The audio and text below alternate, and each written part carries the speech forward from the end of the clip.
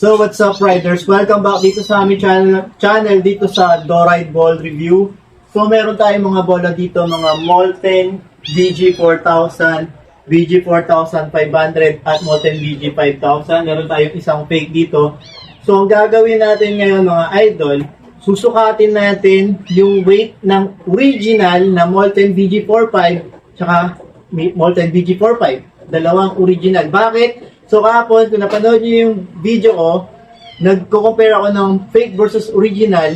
Yung isang original na sinukat ko ay 580 grams lang. Tapos yung isang Molten BG45 na original, at yung isa namang original din, yung isa, parang 75.4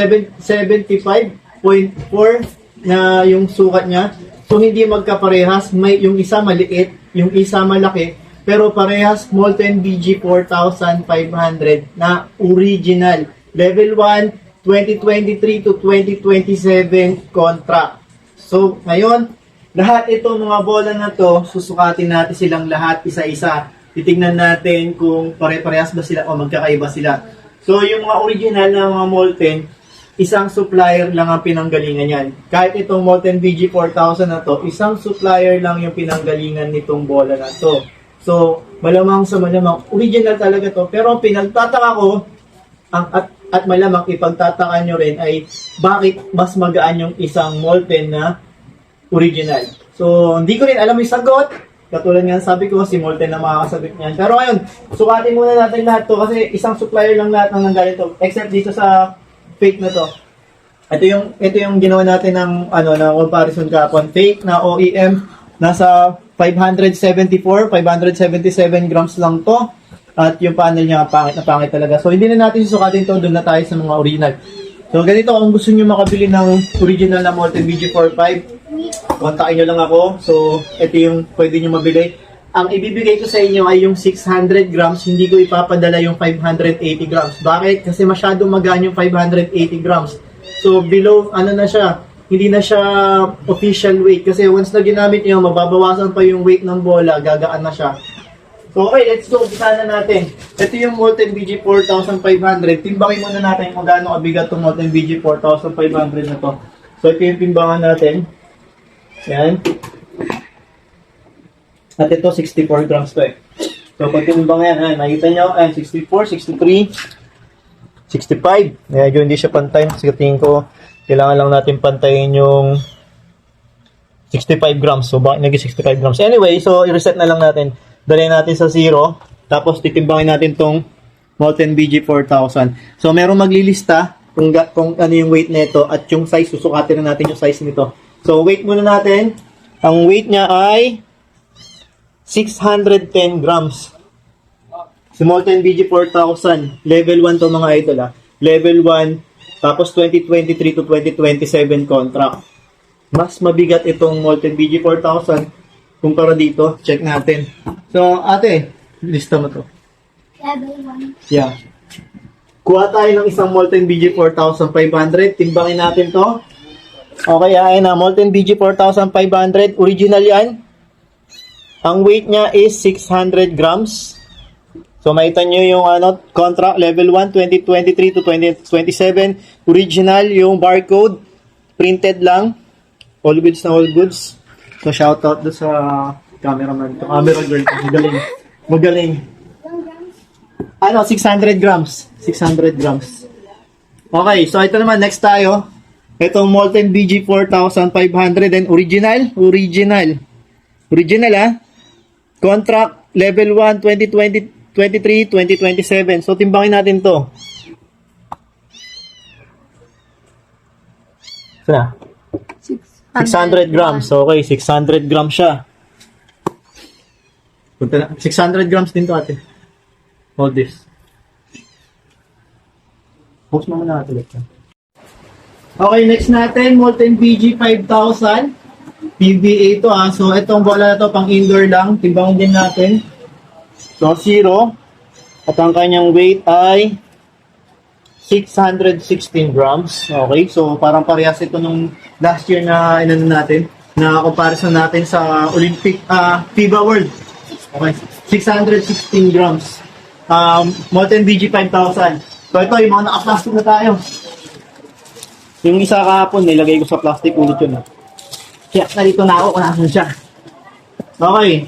Molten BG 5,000 ay 4,500 original level 1 2020 2023 ay 2023 to 2027. Ayan, zero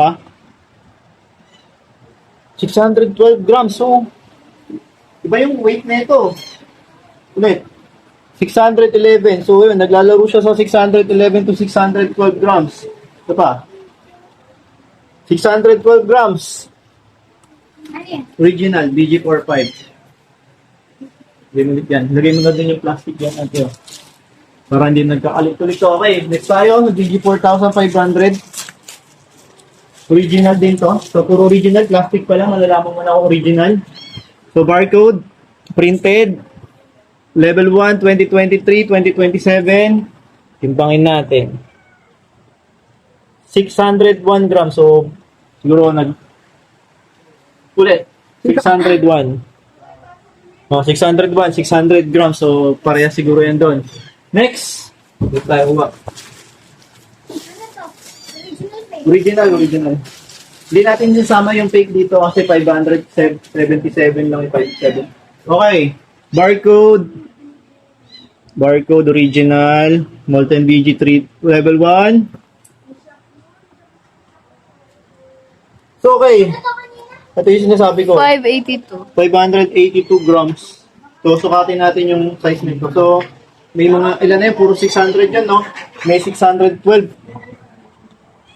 582 talaga. Asan yung 600? Asan yung last ate? Ito yung last. Baka namin nga yan. 612 to, di ba? Di ba naglalaro ka? Oo. So, ito masyado magaan. Hiwalay natin to. Sukatin din natin. Ito yung 612. Oh, 600 to. Asan yung 600? 612 dai. Ito yun. Oh, 610 na lang siya. Medyo nag-iiba-iba. Ano yan? Sira yung pagtimbangan natin. Okay, 600, saka, 582. Saka 612. Ang laki ng differential, no? Medyo na ano ko sa ano eh. Next. Original. 2023, 2027. Level 1. 600 grams. Parehas lang ng iba. So, common talaga yung ano, yung 600 grams. Next. Okay, original. 2023, 2027. Timbangin. 589. So, 590. Lagyan natin to dito. Magaan din yun, ah. So, medyo magaan yung dalawa. Bakit kaya? Sa'yo bakit? Hindi din niya alam. Hindi ko rin talaga alam kung bakit 500. So, dati kasi, ito mo. Oh. Original. Level 1, 2023, 2027. Timbangin. 590.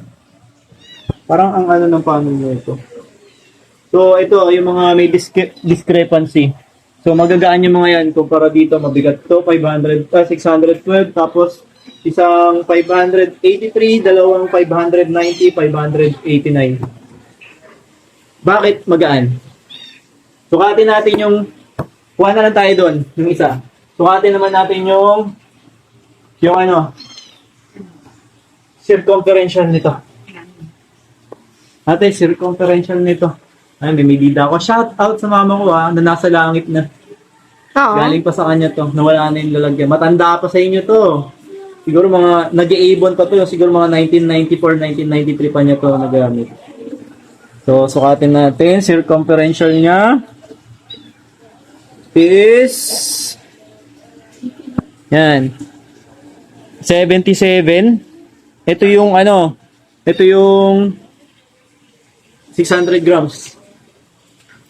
Kuha tayo. Asan yung ano dito? Ito yung 582. Sukatin natin to. 582 grams. Yeah. Circumferential ba diameter? What is diameter? Huwag ka na ako. Ayan o, ang liit to. Kaya magaan siya. 6. 76 point something lang eh. 76.5, 76.6. So, maliit. Maliit itong bola na to. Kuha pa tayo ng isa rito. Lagay natin ito dito. Maliit yung isang VG45. So, mga idol ulitin ko, isang supplier lang yung pinagkuhaan ko. Pero pag umorder kayo sa akin, syempre, yung ibibigay ko sa inyo, yung 600 grams. Yung official weight at official size. Ito, parang maliit to. Oh. Ganun din, 76.5. Maliit din. Kaya magaan. No? Kaya magaan. So, mga idol, pag umorder kayo sa akin ng Molten BG 4,500, yung mga, yun ang bola na ibibigay ko sa inyo, 600 grams. Huwag ako pakita ng bola na yun. Ito yung ibibigay ko sa inyo yung bola. Yan, ito. 600 grams, tapos, yung sakto yung weight niya. All goods. Hindi ko papadala to, magaan kasi to. So, ibabalik ko sa supplier ko, sabihin ko, maliit yung bola. Hindi siya, siguro kaya ang laking discount na binigay sa akin nun. Kaya sobrang mura. Ay, tapos na to. Dito tayo sa sunod.